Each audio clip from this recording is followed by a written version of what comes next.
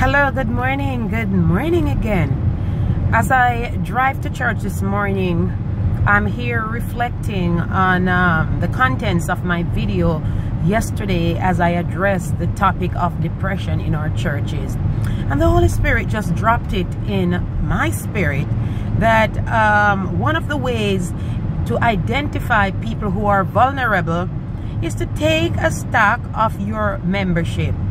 A lot of times people are missing from church weeks in advance and no one checked to see that they're even missing. Remember now, a depressed person is most times not gonna reach out. They're just too depressed, too weak, too weary, too hopeless to even reach out. So some of the times a lot of us keep saying, well, they need to reach out. But a lot of times they're just too sick and too depressed to reach out. Churches, church members, sisters and brothers, those who are listening to this video, I endear you to check on one member who is missing today. There are so many who we call shut-ins. Oh yes, they are shut in pretty well. Shut in psychologically, shut in financially, shut in socially, and shut in mentally. And it takes us to do what we can to get them out of that dark hole called depression.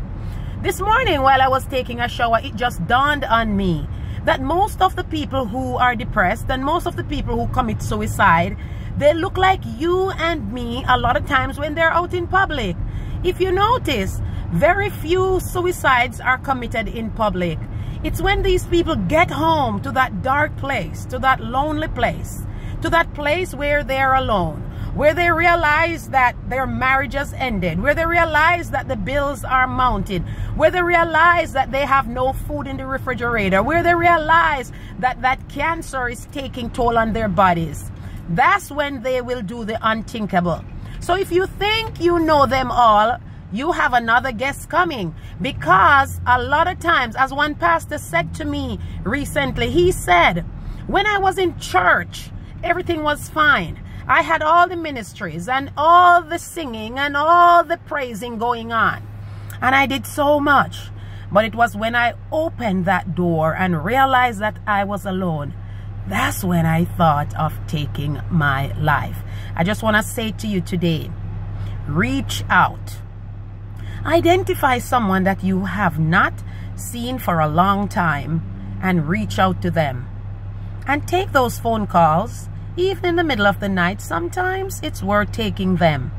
Sick people usually call out for help right before they do the unthinkable. A lot of them too. But guess what? We don't listen. We don't see, because we are so taken up with our beautiful lives where we seem to have no problem that the people who need us most and the people that God has called us to serve, we neglect them. Have a wonderful day. I know it's not your intention to neglect anyone, but I'm just saying, reach out to someone that you haven't seen for quite a while. Amen.